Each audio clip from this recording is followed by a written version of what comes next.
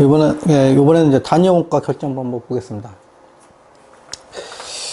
그 단위 원가 결정 방법에서 이제 우리가 기본적으로 선인선지법, 평균법, 선인선지법,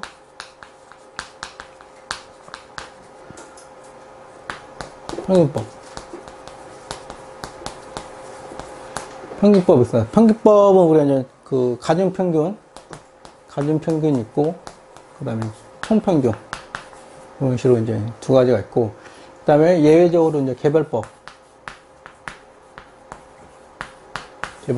되어 있습니다. 그래서 개별법이 예외로 표현되는데, 실제로 이제 개별법을 먼저 검토하는 겁니다. 개별법을 적용할 수 있는지를 검토하고, 이게 안 되면 이런 식으로 간다고 보시면 됩니다. 그래서 기준서에서는 이제 개별법을 사용하는 경우를 이제 설명해 주는데, 보시면 이제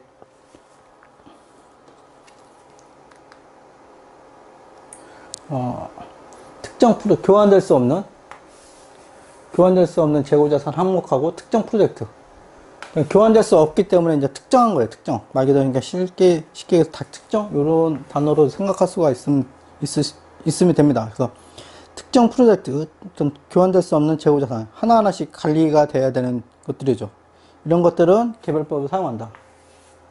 는 거고, 교환될 수 없기 때문에 가치를 측정할 수 없잖아요. 그런 의미. 교환될 수 있으면, 그러니까 A하고 B하고 교환될 수 있으면 얘의 가치가 될 수가 있는데, 교환될 수 없기 때문에 A의 가치는 A만을 측정할 수가 있는 거예요. 그래서 평균할 수 없는 거죠. 두 개가 성격이 비슷하면 이제 평균하면 되는데, 다르기 때문에 평균할 수가 없는 거예요. 그렇기 때문에 개별법을 하는 거고, 특정 프로젝트도 똑같은 개념이죠. 교환될 수 없잖아요. 그래서 이제 특정 프로젝트하고 교환될 수 없는 재고자산은 개별법만이 될 수 있다. 이런 식으로 보시면 돼요. 그러니까 개별법은 다른 방법으로, 개별법 외의 방법으로는 얘를 측정할 수 없을 때 그냥 이렇게 생각하시면 됩니다. 그래서 개별법의 원칙인 거고, 개별법의 원칙이 아닌 것들을 합쳐서 막 할 수가 있는 것들입니다. 그래서 개별법이 적용하지 않는 재고자산 단위 원가는 선진편집법이나 가중평균법을 우리가 사용하여 결정한다는 거고, 그러면 이제 이 개별법 아닌 경우, 그러니까 재고자산이라는 게 회사들마다 많이 있습니다. 재고자산이라는 게 크게 아까 우리 재고자산 정의를 보면 이제 상품이라는 게 있고, 제품이라는 게 있습니다. 제품이라는 게 있고, 또 제공품이라는 게 있고, 원재료 이런 것들이 있는데, 개별법은 개별법을 하는데, 상품도 여러 가지가 있죠. 상품도 우리가 휴대폰 보면 여러 가지가 있습니다. 모델이 되게 많죠, 모델도 많아서 하나하나씩 있는데, 어떻게 해야 되냐 할 때, 성격이나 용도면에서 차이가 있는지를 보는 거예요. 성격이나 용도에서 차이가 있으면 구분하고, 성격이나 용도면에서 차이가 없으면 우리가 하나로 쓰는 겁니다. 성격 용도 면에서 유사한 재고자산에는 동일한 단위 원가 결정 적용해야 한다. 성격과 용도 구분을 하는 거예요. 성격과 용도별로 우리가 원가법을 적용하는, 단위 원가를 결정하는 겁니다. 성격과 용도. 얘가 기준이 되는 겁니다. 그래서, 그렇기 때문에 이제, 여기 보시면, 지역 위치나 이제 가세 방식으로 우리가 재고자산 단위 원가 결정 방법을 달리 적용하는 게 아닙니다. 그래서 성격과 용도로 한다는 걸 기준으로 아시면 됩니다. 그래서 A라는 것이 성격과 용도가 다르면, 사업부 A에서는 다른 용도, 사업부 B에서는 다른 용도가 다른 거면 우리가 원가 방법을 달리게 가야 되는 겁니다. 그래서 동일한 물건이라도 성격과 용도를 달리 사용하고 있으면, 사업부별로 달리 하고 있으면 다른 방법으로 해야 되는 겁니다. 무슨 말이냐면은, 삼성전자가 이제 주로 그런 게 좀 많이 있죠. 삼성전자 같은 경우는 이제 세트 부분이 있고, 부품 부분이 있습니다. 부품 부분이 있기 때문에 A라는 부품이 이쪽으로 가게 되면 부품 성격인 거고, 또 부품을 바로 이제 판매하는 경우가 있어요. 이때는 상품이 되는 거죠. 그래서 상품일 때하고 우리가 제공품일 때하고 성격이 다릅니다.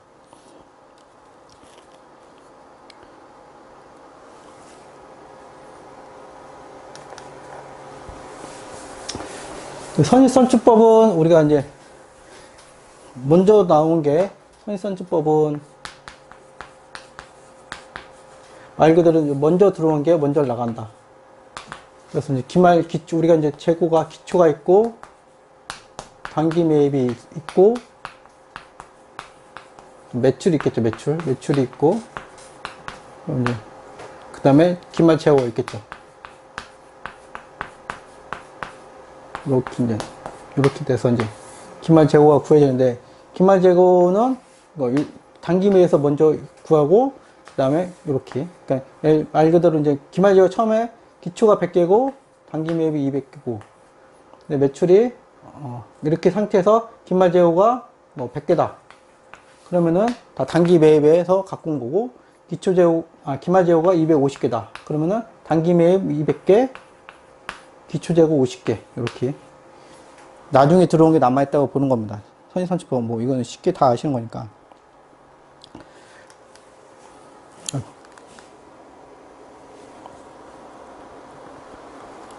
근데 가중평균법은 평균에서 하는 거예요. 요게 뭉텅 그려진 게 250개 됐다. 그래서 100개 있다나 250개 있다나 단위 원가가 똑같은 거죠. 가중평균은. 선입선출법 같은 경우는 기말 재고가 단기 매입에 있는 건지 기초 재고에 있는 건지 좀 확인해 보시면 되고, 평균법 같은 경우는 기초하고 단기 매입에 합친 걸로 우리가 평균을 내는 겁니다. 그래서 평균법 같은 경우는 이제 주기적으로 계산하고 있는 거죠. 후익선출법은 우리 기준소상에서는 인정하지 않습니다. 후익선출법은 인정하지 않는다. 이렇게 좀 보시면 되고, 후익선출법은 우리 기말 재고가 최근 아주 오래된, 가장 오래된 게 남아있다고 보는 거예요. 그래서 일반적인 물량 흐름하고도 맞지 않습니다. 그 다음에 손익 왜곡도 많이 씻길 수 있기 때문에 우리가 후익선출법은 인정하지 않습니다.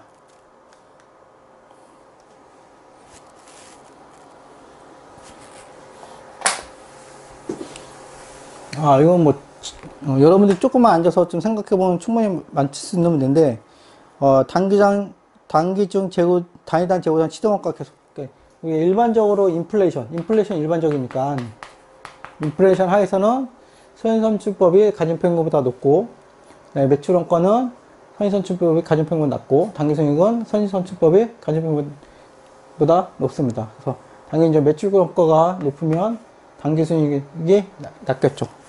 이런 식으로 이제 기본적으로는 하나 알고 계시면 됩니다.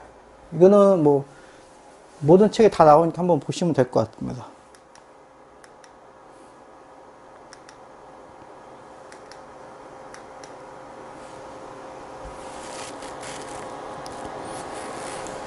그 다음에 우리가 이제 순실현 가치, 이제 지금 이제 본격적으로 우리가 순실현 가치가 나오는 이유는, 우리가 적합법, 아까 재고자산은 취득 원가하고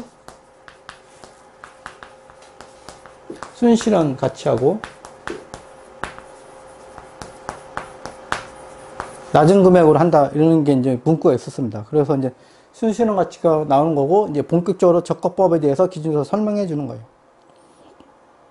다음의 경우는 이제 재고자산의 원가를 해소하기 어려울 수 있다. 이런 경우, 아니구나.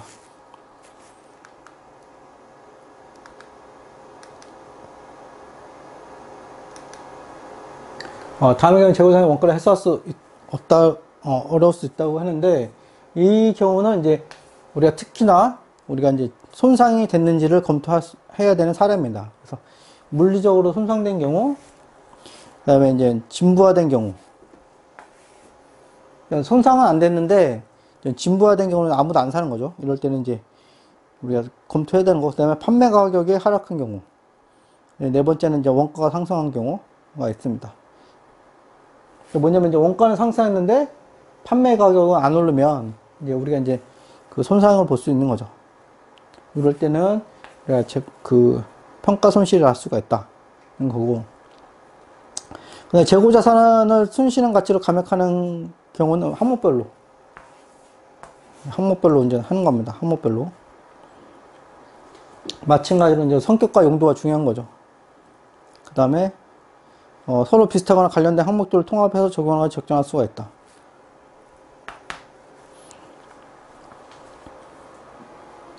그다음 재고자산의 분류나 특정 영업부문에 속하는 모든 재고자산 기초에 적합법을 적용하는 것은 적절하지 않다. 그러니까 재고자산은 우리 적합법 적용할 때도 한 뭉텅이로 하는 게 아니라 그 성격. 그러니까 뭐냐면 이제 A라는 재고자산이 있지만 특정 거는 이미 확정계약으로 우리가 묶은 게 있고 또 하나는 우리가 특정 시장에 팔려는 게 있고 이제 항목별로 이제 구분해서 다를 수가 있습니다. 그래서 적합법은 각각의 특성을 우리가 고려해서 해야 되는 겁니다. 그러니까 하나로 일괄적으로 정할 수 있는 게 아니다는 것만 이제 알고 계시면 됩니다. 실제로 적합법도 이제 기준을 어떻게 하냐에 따라서 손실이 될 수도 있고 안 날 수도 있고 그렇습니다.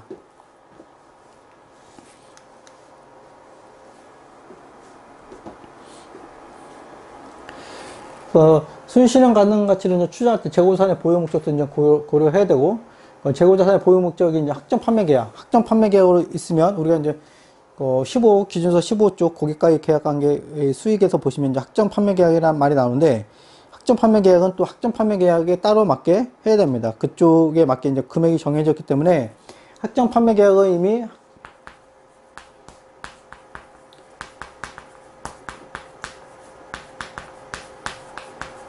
확정 판매 계약은 특정 거래처가 정해져 있고 이미 특정 금액으로 특정 가격으로 판매하기로 된 거예요. 그렇기 때문에 우리가 일반적으로 시장에서 구할 수 있는 순실현 가능 가치하고 다른 특정 가격, 이미 확정 판매 계약으로 맺어진 특정 가격하고 장부 금액하고 비교를 해야 되는 겁니다. 이 얘기가 나온 거예요. 그래서 보유 목적도 고려해야 된다는 게 그런 겁니다. 그래서 보시면 확정 판매 계약 이용에 필요한 순실현 일반 판매 가격을 이해하고 확정 판매 계약에 필요한 거는 확정 판매. 보시면 확정 판매 계약 이행에 필요한 수량을 초과하는 경우, 그러니까 만개가 있는데 예를 들어서 확정 계약이 약 6,000개입니다. 6,000개고 일반이 4,000개일 때 확정 계약 수량 초과하는 그 초과 수량, 이 4,000개는 순실현 가능 가치하고 비교를 하는 겁니다. 얘는 순실현 가능 가치, 얘는 확정 가격. 그래서 동일한 재고 자산이라도 보유 목적에 따라서 달리 적용해야 된다는 걸 알려주고 있습니다. 이거 시험 문제에 종종 나오고 있습니다. 그래서 적합법 같은 경우 중요한 겁니다. 재고자산 우리가 오늘 하는 것 중에서 가장 중요한 토픽 중 하나가 적합법이고 그 중에서 우리 기준서에서 예를 들고 있는 게 확정 판매 계약입니다. 그래서 이 파트는 상당히 중요한 겁니다.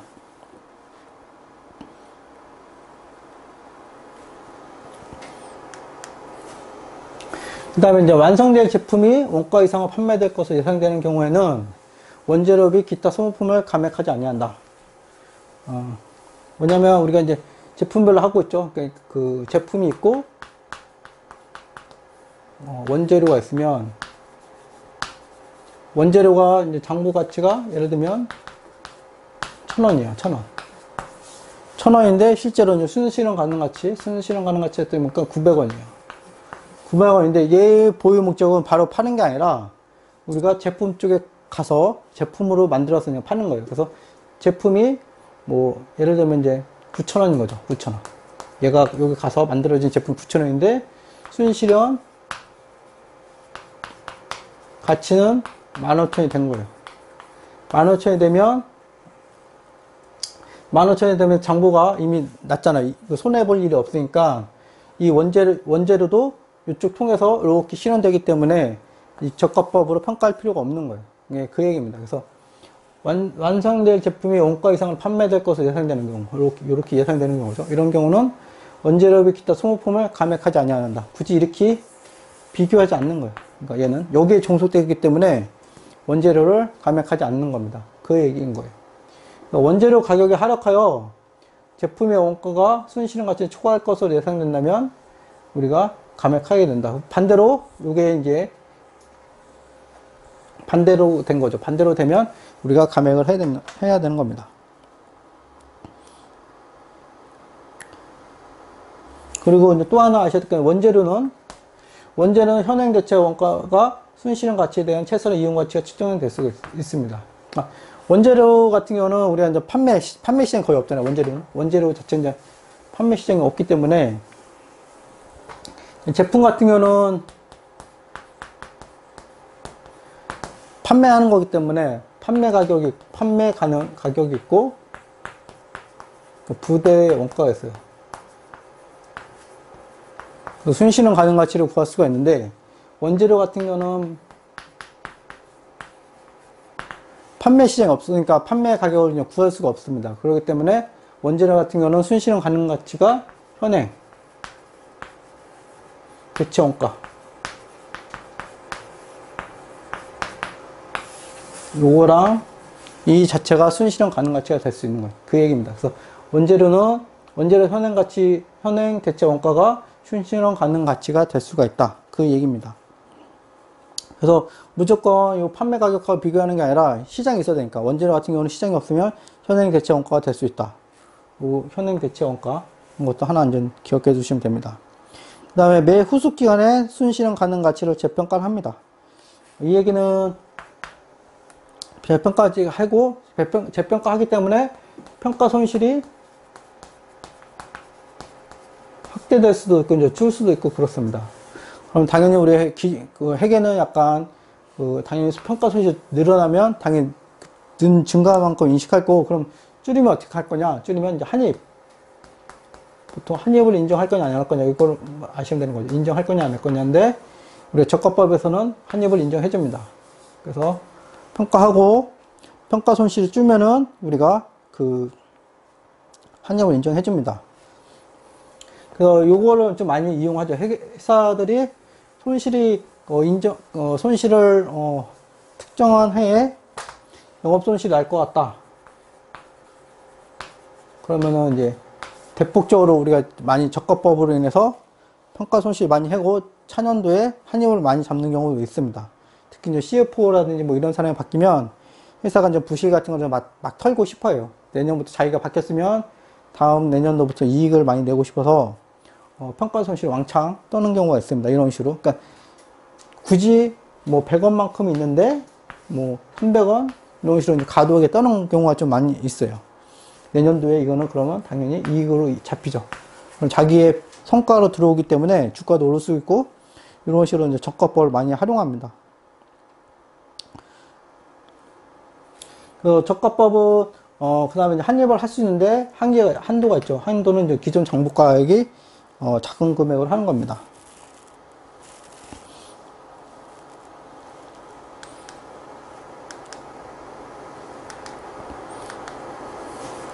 비용의 인식 보겠습니다. 비용의 인식. 비용의 인식 보시면 재고자산 판매 시 관련된 수요를 인식하는 기간에 재고자산의 장부 금액을 비용으로 인식한다. 그러니까 수익하고 대응해서 우리가 원가를 인식하라는 거고 재고자산을 순실현 가치로 감액한 평가 손실과 모든 감모 손실은 감액이나 감모가 발생한 기간에 비용으로 인식한다. 평가 손실하고 감모 손실. 감모 손실은 수량이 바뀌는 거예요. 수량. 예를 들면 우리가 이제 그걸 안 했는데 재고 처음에 기초가 기초 수량이 10,000개고 매입이 20,000개고 매출이 뭐 15,000을 했다. 그럼 기말에 이제 이렇게 15,000개가 있어야 되는데 우리 기말에 재고조사를 했더니 재고조사할 때 14,000개가 된 거. 14,000개. 그럼 1,000개가 어딘가 사라진 거잖아. 이런 것들이 이제 감모 손실입니다. 감모 손실. 감모 손실을 먼저 잡고, 이 14,000개에 대해서 장부 금액이 있고, 순실현 가치하고 비교했더니 차이가 난다. 그게 평가 손실인 거예요.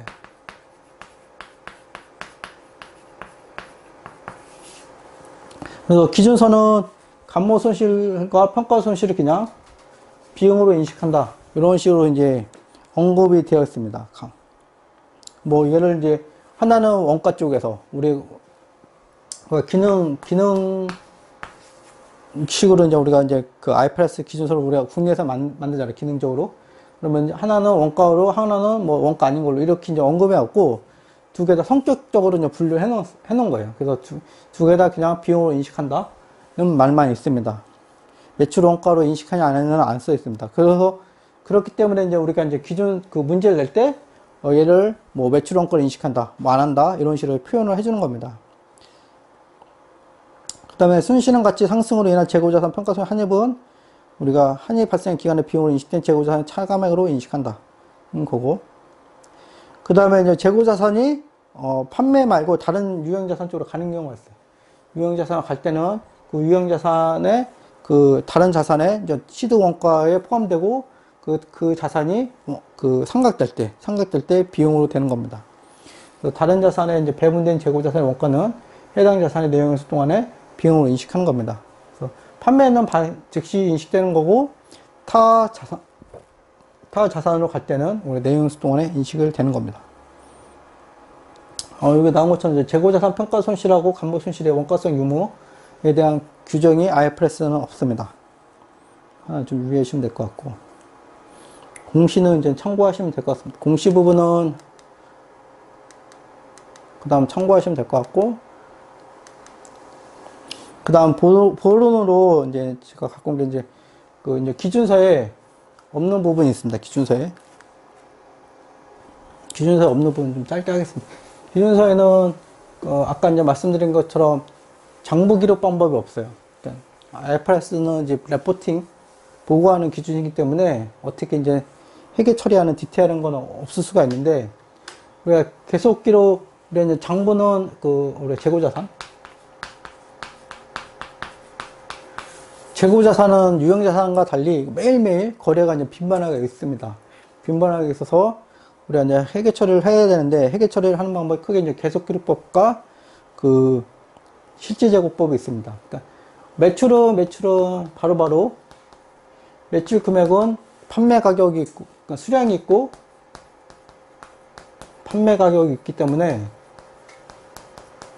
우리가 바로바로 알 수가 있습니다. 그렇지만 매출 원가는 몇 개가 나갔는지는 알지만 단위당 원가를 바로바로 구할 수가 없어요. 단위당 구할 수가 없기 때문에 기록하는 방법이 다를 수가 있습니다. 그래서 계속기록법은 매입, 매출할 때마다 당해 재고 자산을 증가, 감소시키는 회계 처리를 말하는 거예요. 계속기록법은. 그럼 매출할 때 우리가 그 매출 원가를 바로바로 인식하는 겁니다. 그래서 계속기록법은 매출 원가를 먼저 확정하고 특정 시점에 장부에 계산되어 있는 기말재고 자산관이 사후적으로 결정되는 겁니다. 그렇기 때문에 기말재고 자산 확정하려면 우리가 실질재고조사를 해야 되는 거예요. 그러니까 장부상 수량인 거고, 그 수량을 하려면 실질재고조사를 하게 되는 겁니다. 실질재고조사를 하면서 도남, 분실, 감손 등 여러 사유로 장부상 수량하고 실제 수량의 차이가 날 수가 있죠. 그래서 계속기록법만 하고 실질재고조사를 하지 않으면 이렇게 이제 도남, 분실, 감소 등으로 발생한 것들이 이제 처리가 안 되는 거죠.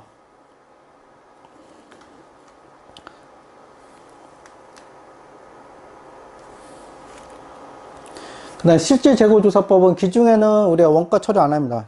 매출할 때는 원가 처리 안 해요. 왜냐면 원가를 알 수가 없기 때문에, 몇 개 나갔는지를 알 수가 없기, 원가를 알 수가 없기 때문에 취득하지 않고 맨 마지막에 결산 시에 처리를 합니다. 그러니까 실질재고조사법은 매출원가가 기초 재고, 단기 매입을 하고 기말에 이제 실질 재고 수량을 카운팅합니다. 그래서 기말 재고를 카운팅한 다음에 이 차이만큼을 다 매출 원가로 가는 겁니다. 그래서 약간 계속기록법하고 실질재고조사법하고 다 불완전한 거예요. 그럴 때 실제 실무에서는 우리가 이제 계속기록법하고 실질재고조사법하고 같이 하고 있습니다. 같이.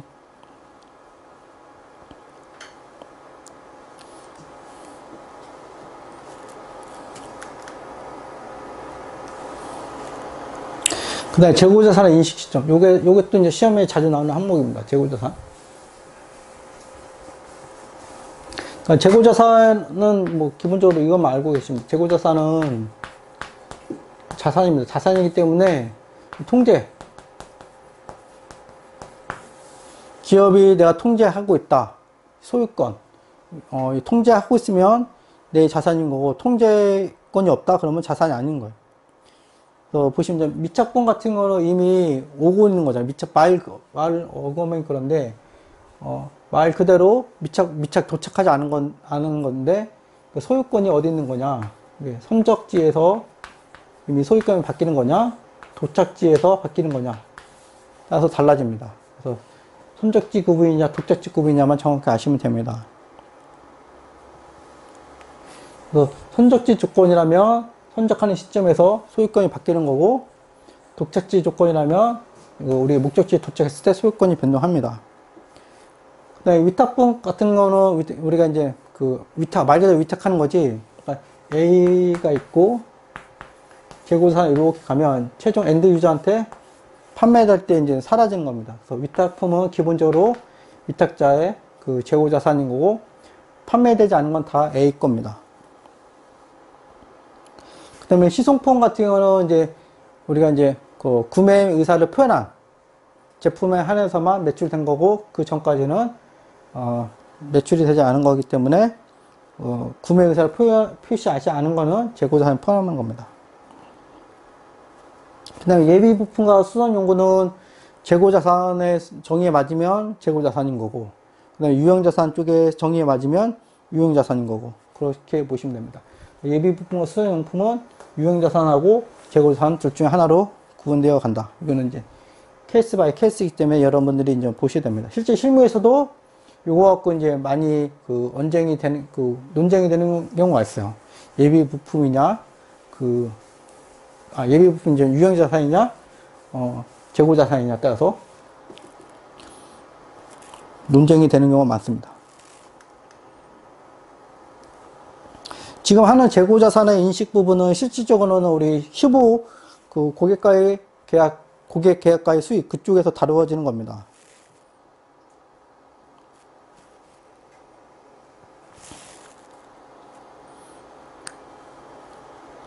그 다음에 이제 간단하게 소매제고법 좀 볼 텐데요. 소매제고법은 우리가 이제 기말재고자산의 소매가격, 기말재고자산의 소매가격에 원가를 곱해서 재고자산 원가를 한축에 하는 겁니다. 그래서 기말재고자산의 매가, 이렇게 원가, 그러니까 기말 재고 수량은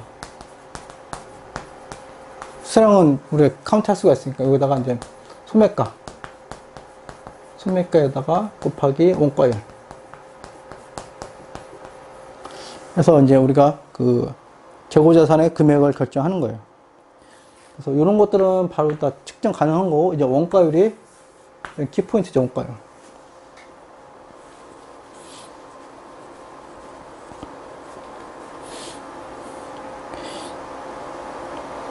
기말재고자산의 이제 매가는 이제 기초재고자산 매가, 단기재고자산 매가, 매출액, 판매대상 뺀 거죠. 그 다음에 가격 순 인상, 순이나 비정상 파손, 종합 할인, 이게 있습니다. 그러니까 이거라 생각하시면 쉽게 해서 기초재고, 단기매입, 빼기 매출액, 이렇게 이제 보시면 됩니다.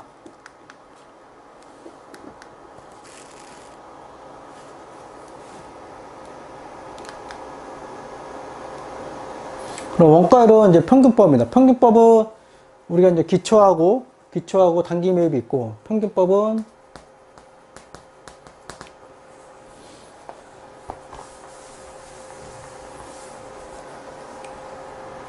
평균은 보통 이제 기초 더하기 단기 매입인 거고, 선의선출은 우리가 이제 보통 단기 매입, 선수는 맨 마지막에 이제 최근 게 남아있다고 보기 때문에 단기 매입분 갖고 우리가 원가율을 구합니다. 그 다음에 저가법은 우리가 이제 원가율이 높게끔 하게끔 합니다. 그래서 보시면 이제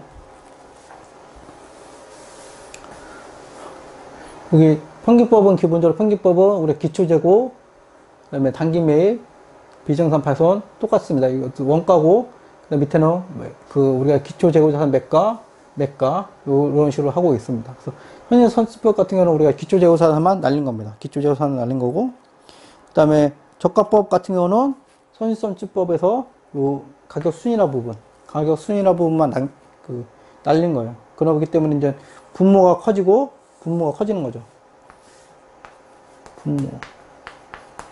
분모는 커지기 때문에 원가율이 이제 원가율이 어디냐? 그러니까 원가율이 낮아지겠죠. 원가율이.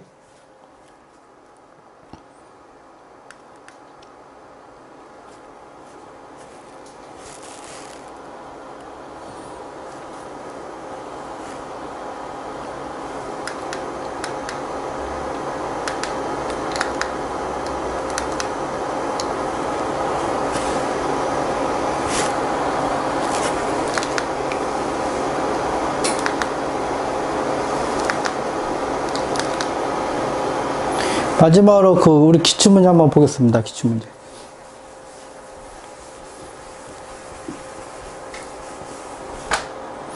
기출문제 보시면 이제 기말 재고 자산.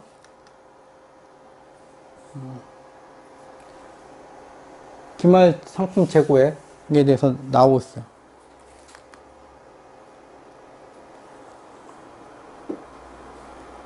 기말 재고 자산에 나오고 있는데, 맨 마지막 보론 쪽에서 한 겁니다. 보론 쪽에서 한 건데, 우리가 실사 금액은 200.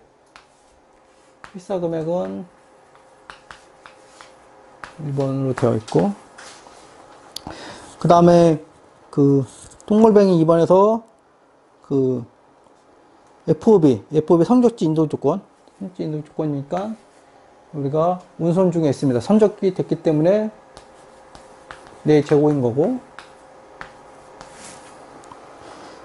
그 다음에는 위탁 수탁품이죠. 위탁 수탁품인데 우리가 원가 15만원 원가 15만원인데 우리가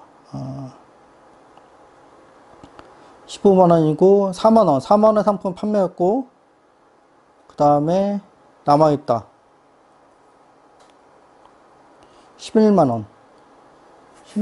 11만원인데 대안은 부산으로부터 15만원 상품을 받아 수탁 받은 거네요.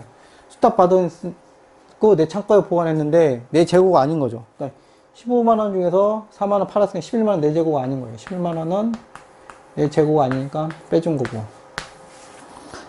그 다음에 대전에 8만원의 상품을 즉시 인도했지만 2개월에 재구매하기로 했다. 재구매 약정이 있기 때문에 얘는 매출로 인식하지 않습니다. 우리가. 그래서 8만원만큼 더해줍니다. 더해줘야죠.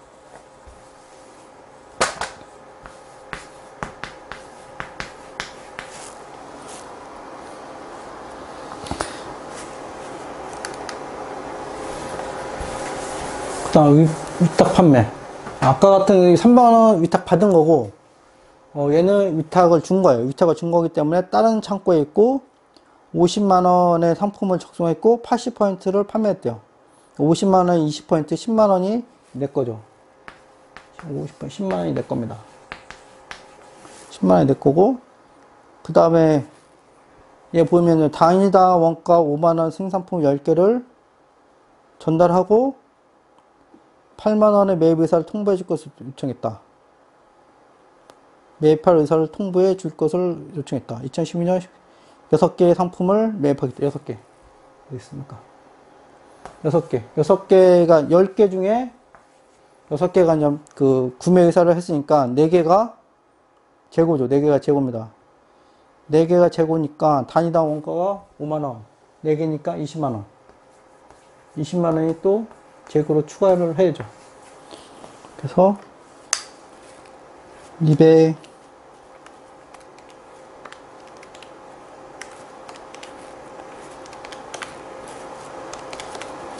그래서 합치면 2520이 됩니다.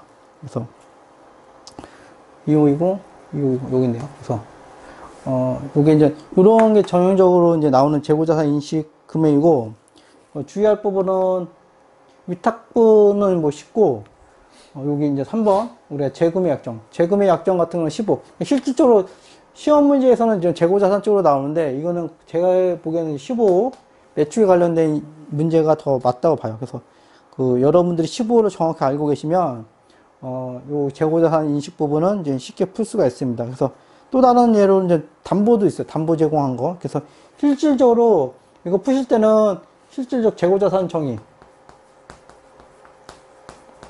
통제권이죠, 통제권. 통제권이 누구한테 있느냐가 제일 중요한 겁니다. 그래서 재금의 약정 같은 경우는 일시적으로 넘긴 것 뿐이기 때문에 실질적으로 이거는 차입이나 마찬가지입니다. 차입. 그래서 이런 것들도 재고자산에 포함된 거라고 보시면 됩니다. 그래서 여기까지 해서 우리 재고자산을 마치도록 하겠습니다. 감사합니다.